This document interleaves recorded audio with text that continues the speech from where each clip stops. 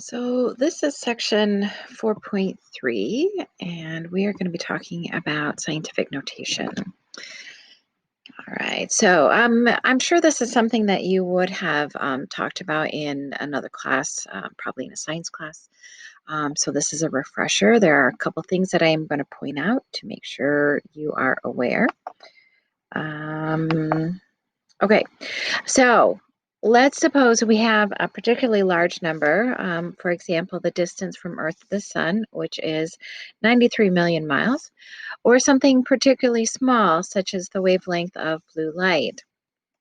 Because of the difficulty of working with so many zeros, scientists often express such numbers with exponents using what we call scientific notation. So, something that, okay, so this is the thing that I want you to remember right here. The number, we're going to multiply times 10 to something, but this number right here has to be between 1 and 10. It absolutely has to be between 1 and 10. Has to be between 1 and 10. So if you have something like 2.4 times 10 to the 15, that is perfectly fine. If you have 36.48 times 10 to the ninth, this is not scientific notation. These two look very similar. But in fact, this one is not scientific notation. The reason is because the decimal point is here when it has to be here. Okay, you absolutely must write scientific notation with a single digit, then the decimal. And that is something that students kind of forget about. So when you are working these problems, please, please, please make sure it is one digit, then the decimal. Okay. So let's suppose we want to write this in scientific notation, which means I need my decimal point to go in between my 5 and my 7. So I have to move my decimal point 1, 2 places. So it's going to be 5. Oops, got to clear that. Hold on. 5.71 times, I moved it 2 places, but notice this is a small number. Small numbers have a negative exponent.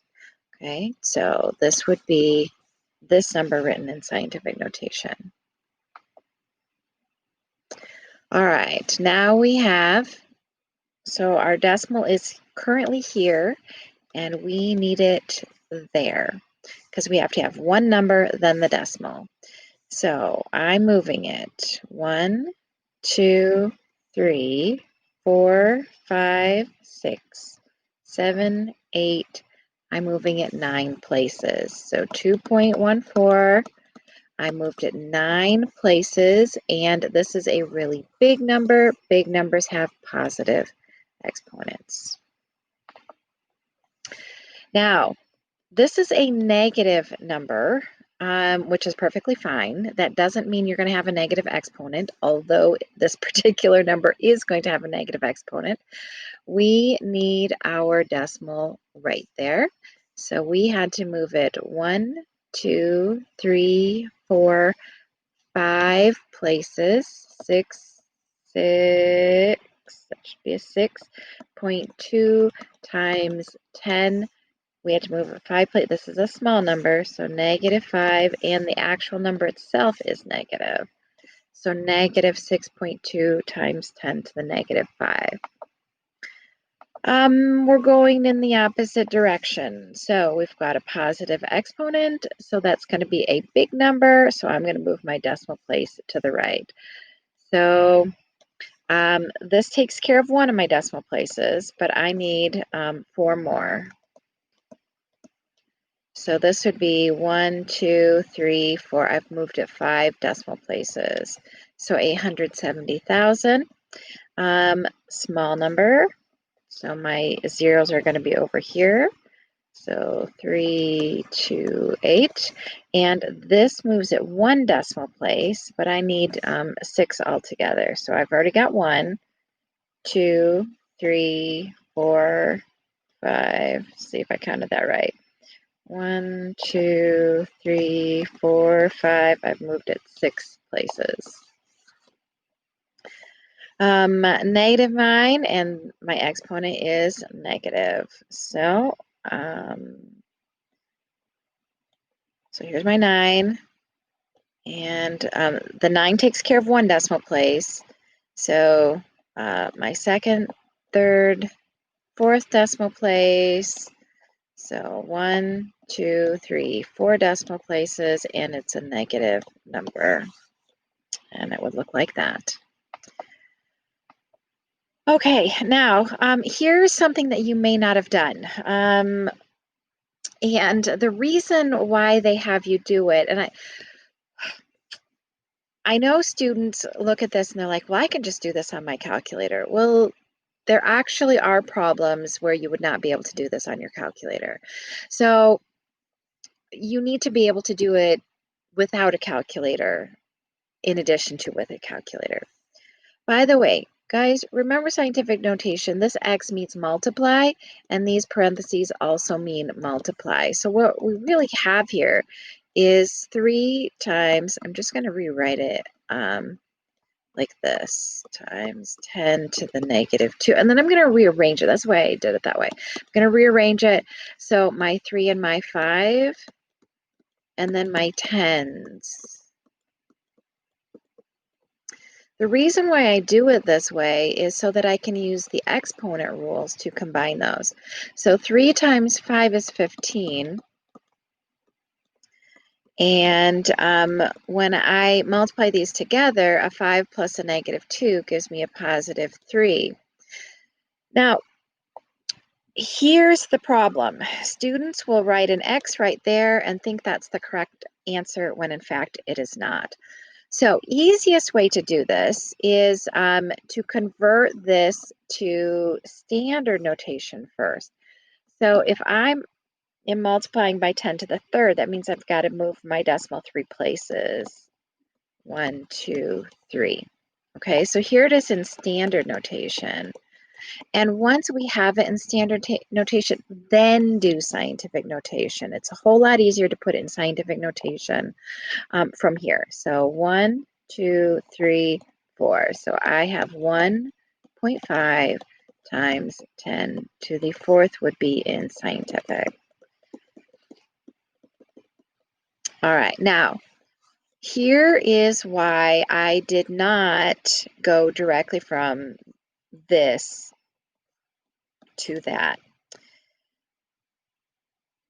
Me personally, I can never remember. I know I have to move my decimal 1 place, but do I add an exponent or do I subtract an exponent? And to be perfectly honest, I never remember. So it is much easier for me to put it in standard notation first and then put it in scientific notation. So I highly, highly, highly, highly, highly recommend doing it this way, even though it might take just a little bit longer. You're a lot more likely to get the correct answer if you go standard and then scientific instead of directly from here to scientific. Students guess wrong all the time. They always get this wrong. They would put 1.5 times 10 to the second every time.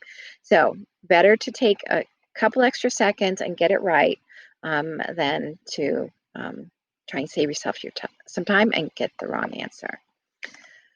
Okay, we're going to do this one in a very similar manner. So we are going to divide these and we're going to divide these. So if I take 4.8 and divide it, I'm going to read it. Sorry, going to rewrite it. 2.4. I'm going to divide these two, and then I'm going to take my 10 to the second divided by 10 to the fifth. So 2.4 goes into 4.8 2 times. And then remember, when we have the quotient rule, we're going to subtract the exponents. So normally when we deal with exponents, my rule of thumb is never, ever, ever, ever, ever, ever write your answer with negative exponents. This is the exception.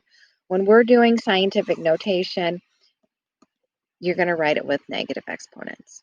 So 2 times 10 to the negative 3. It also wants it in standard notation. So I have to move it 3 places.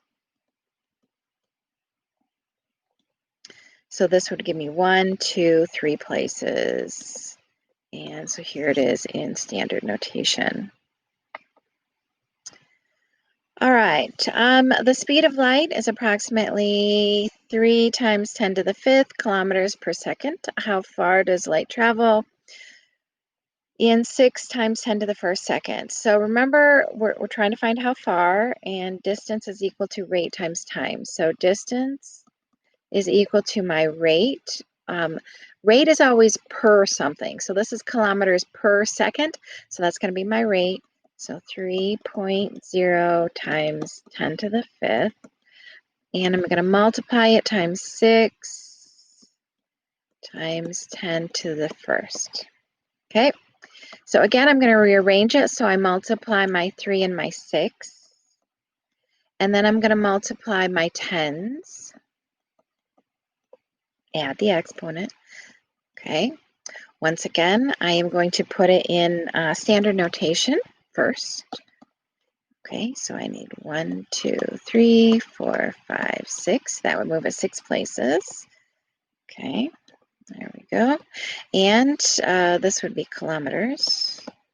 And then usually when they ask this type of question, they want the answer in scientific notation. So we're just going to times 10 to the 7th. And there you go.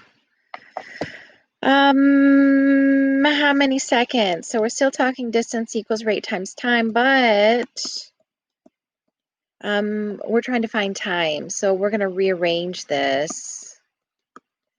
Time is equal to distance divided by rate. All right, so time is distance. Where's my distance? Here's my distance. 1.5 times 10 to the 8th. Divided by the rate. So here's my rate. 3.0 times 10 to the 5. So again,